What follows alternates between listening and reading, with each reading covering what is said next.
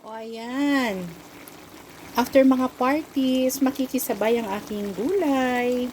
Dahil kailangan nating kumain ng mga gulay. 'Di ba? Ang daming party.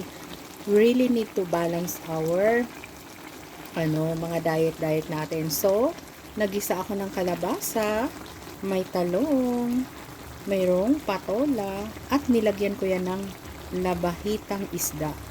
'Di ba medyo expensive ang labahita? Pero ang ginawa ko is bumili lang ako ng kapiranggot lang.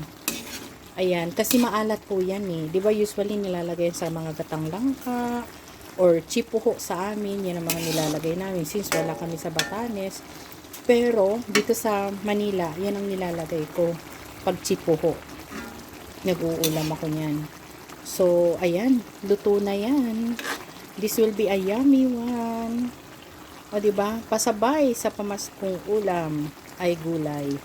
Yan dapat. Kaya, happy eating!